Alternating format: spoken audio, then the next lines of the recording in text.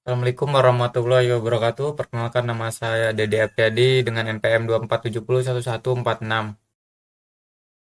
Pada kesempatan ini saya akan mempresentasikan tugas akhir mata kuliah Data Mining dengan judul Penerapan Algoritma A priori untuk analisis pola pembelian pelanggan pada toko grosir Sembako Jaya.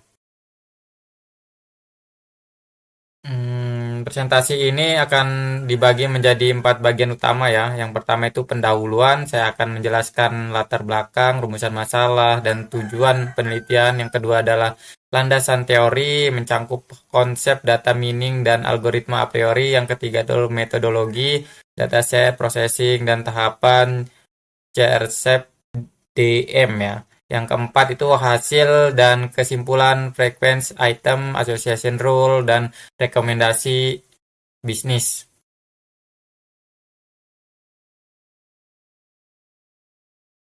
Kenapa topik ini saya angkat? Nah, ada 4 alasan utama. Yang pertama itu persaingan toko sembako makin ketat. Karena pemilik ini toko perlu strategi yang lebih cerdas ya. Yang kedua itu data transaksi yang ada selama ini hanya dipakai untuk pembukuan biasa. Padahal di dalamnya tersimpan informasi berharga tentang kebiasaan belanja pelanggan. Yang ketiga itu data mining khususnya algoritma a priori bisa menggali pola produk yang sering dibeli bersamaan dari data itu. Dan yang keempat, tujuan akhirnya adalah menghasilkan rekomendasi berbasis data yang bisa langsung diterapkan oleh pemilik toko.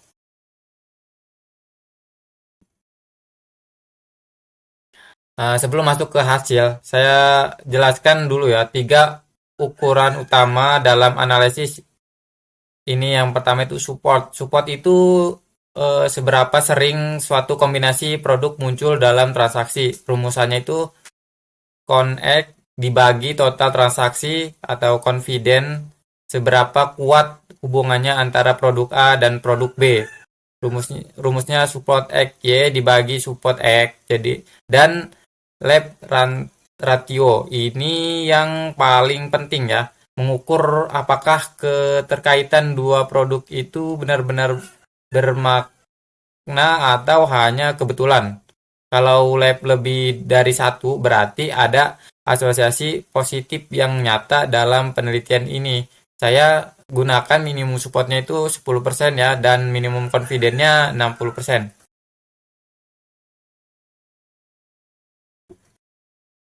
Dataset penelitian ini digunakan adalah 150 data transaksi penjelasan toko grosir sembako mencakup 20 jenis produk dan produk dari beras, gula, minyak gorengan hingga gas LPG yang 3 kilo.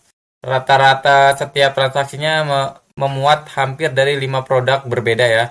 Artinya pelanggan cukup sering membeli lebih dari satu jenis produk sekaligus dari data ini.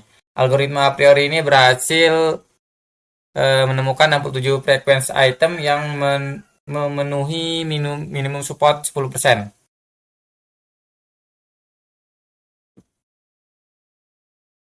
Penelitian ini mengikuti kerangka CRISP DM, yaitu terdiri dari 5 tahapan. Tahapan yang pertama adalah business understanding. Saya identifikasikan tujuan bisnis, menemukan pola pembelian produk sembako. Tahapan kedua itu data understanding, eksplorisasi 150 transaksi dan 20 produk untuk memahami distribusinya. Tahapan yang ketiga adalah pervaration, yaitu memberikan data, menghapus duplikat, dan mengubah format ke bentuk transaksional yang diproses a priori. Tahap 4 dan tahap 4 mendeling, menjelaskan algoritma a priori dengan parameter yang sudah ditemukan. Yang kelima itu evaluasi, mengevaluasi setiap rule menggunakan support, confident, dan lab, lalu menginterpretasikannya untuk keperluan bisnis.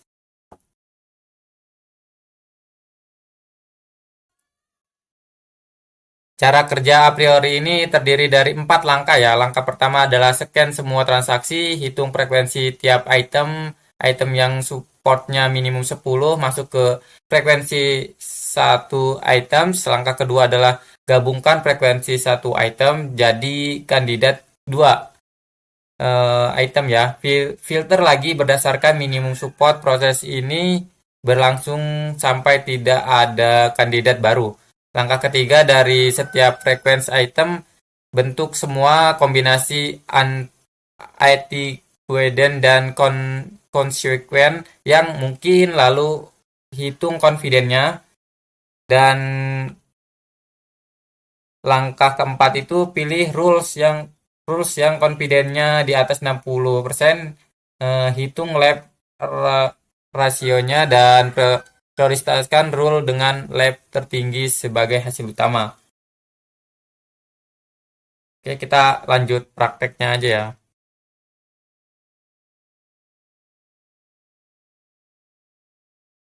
Oke, kita langsung praktek aja ya.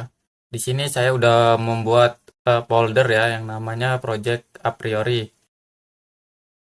Dan di sini ada file namanya a priori file ini script Python-nya sama transaksi CSF ini datanya ya, data yang mau gua transaksi ini yang berbentuk CSF. Nah, ini kan saya udah buat ini ya kodenya duluan ya, jadi tinggal ngejelasin. Kalau kita buat satu-satu ini bakalan em, menghabiskan waktu yang lama ya di video ini. Jadi langsung kita buat dan langsung kita jelaskan aja.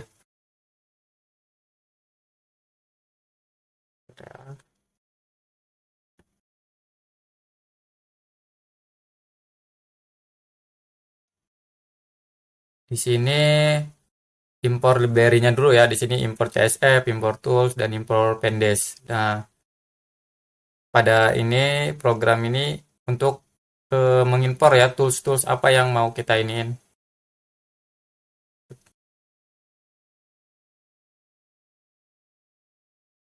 Langsung kedua, ini membaca dataset. Intinya ini Python akan membaca dataset yang bernama transaksi CSF ya nih.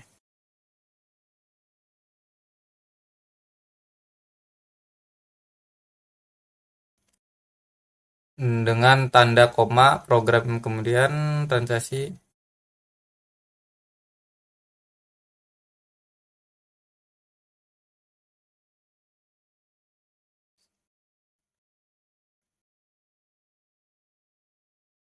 Lanjut ke menggunakan parameter ya di sini nih n. Nah, nih parameternya LED-nya transaction namanya min itu minimum supportnya 10 yang gue gunain ya 10%, minimal confidence-nya 0,60. Nah, maka diproses lah ya confidence and transaction. Setelah itu fungsi menghitung support. Nah, ini adalah fungsi menghitung supportnya ya logikanya bikin eyes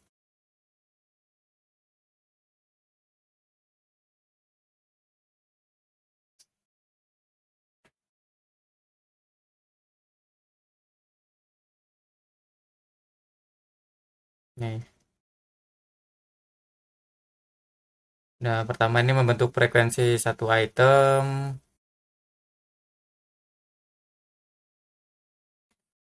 Nah, habis itu membentuk frekuensi item keduanya.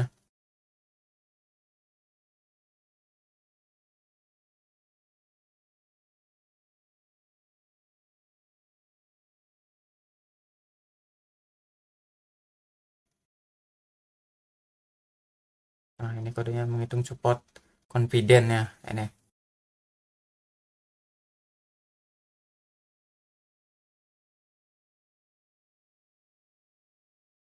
Nah, ini ada print total. Mana print total?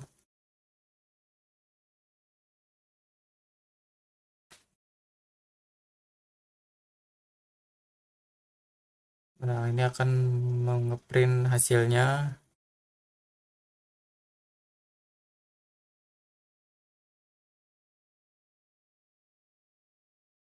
Nah, print total transaksi ini akan di print totalnya.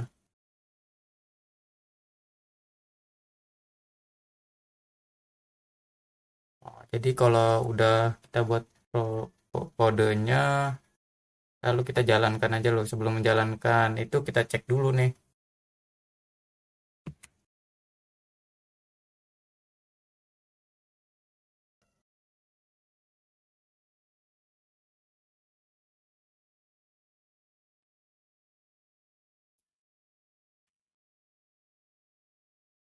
Yang pertama kita cek dulu itu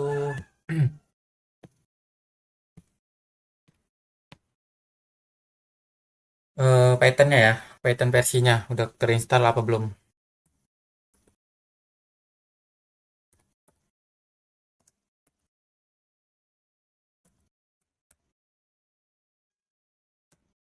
Oke, udah ya, udah terinstall di sini 3.10.6. Lanjut ke cek library. Kita pilih list. Kita cek listnya apa yang udah diinstal. Oh, ini ya udah ya. Terinstall pipnya, Fastpack-nya 4.2, tools-nya. Ini udah terinstall, langsung kita ke jalankan programnya ya. Pas udah kita cek nih udah terinstall semua, tinggal jalanin aja. Kita panggil ya ini a priori py-nya. Jadi kan kodenya kan udah kita buat, jadi kita panggil aja filenya. Jadi dia akan menentukan hasilnya langsung.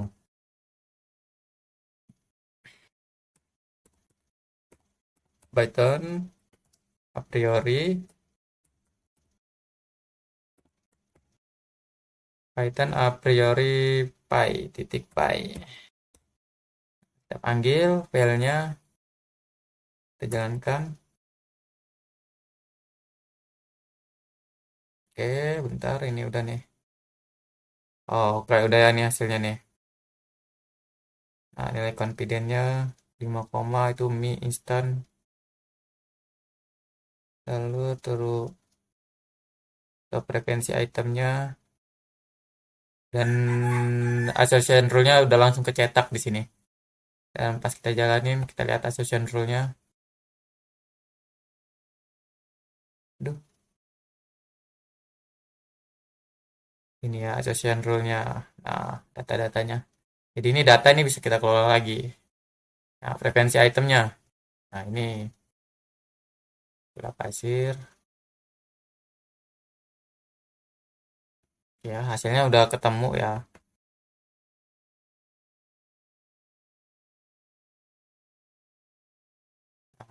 Ketemu support confident life-nya. Ini gede-gede juga nih ya. Karena gede 553.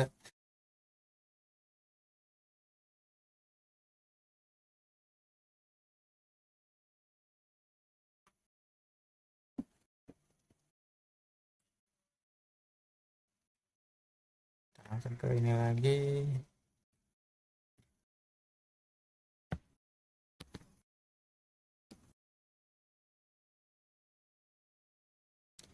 Kita langsung ke hasilnya, penjelasan hasilnya ya.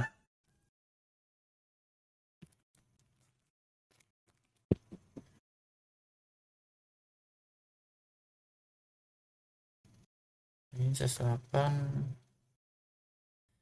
dari 150 transaksi saya itu menemukan 67 frekuensi item yang paling sering muncul adalah kombinasi gula pasir dan minyak goreng ya. Supportnya 38%. Artinya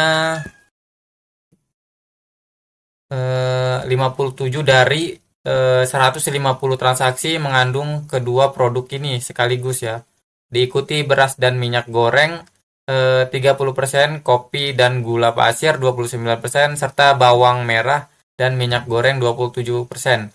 Ini menentukan bahwa minyak goreng adalah produk yang paling banyak dibeli bersamaan produk lainnya. Kita lihat ya.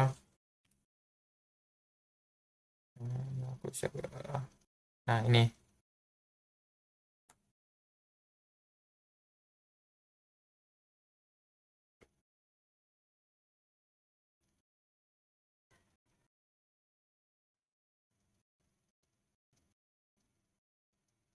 confidennya menyiapkan gula instan, instan telur.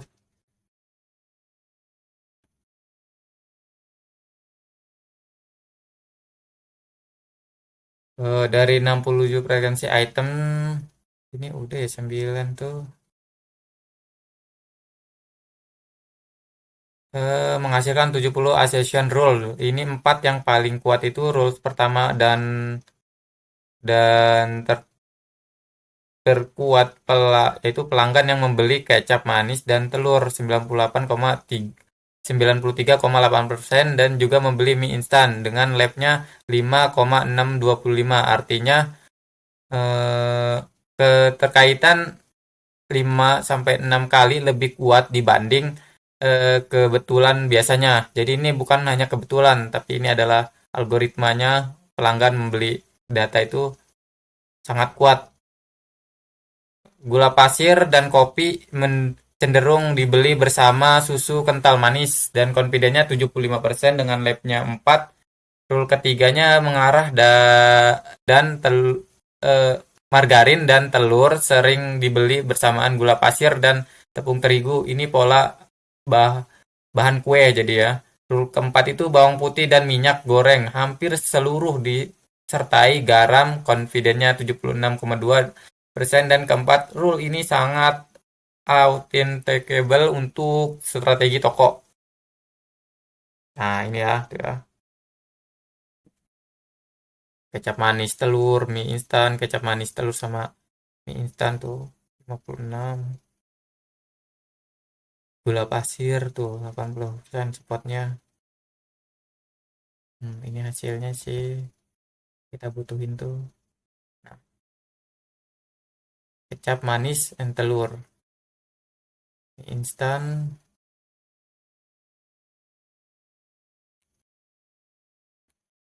ini si itemnya, item paling laris nah 81.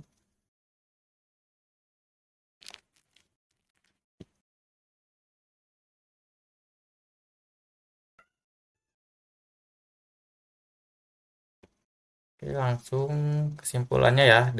Ada dua kesimpulan ya utama dari penelitian ini. Pertama, ada algoritma a priori terbukti efektif berhasil menemukan 67% frekuensi item dan 70% association rule dari data transaksi sembako. Yang kedua itu rule terkuat yang ditemukan adalah kecap manis dan telur ya terhadap mie instan dengan confidence-nya 93,8% dan lab-nya 5,625. Untuk sarannya, bagi bagi pemilik toko, hasil ini bisa langsung diterapkan. Susunan rak-nya, pendekatan untuk produk yang sering berkombinasi. Jadi nggak terlalu jauh. Nyusun raknya harus berdekatan karena ini sering dibeli sama pelanggan ya secara bersamaan. Bagi penelitian selanjutnya, disarankan menggunakan data yang lebih besar dan membandingkan a priori dengan algoritma AppGrow ya. Ini sarannya untuk efisiensi yang lebih baik. Jadi demikian presentasi yang saya jelaskan. Terima kasih. Wassalamualaikum warahmatullahi wabarakatuh.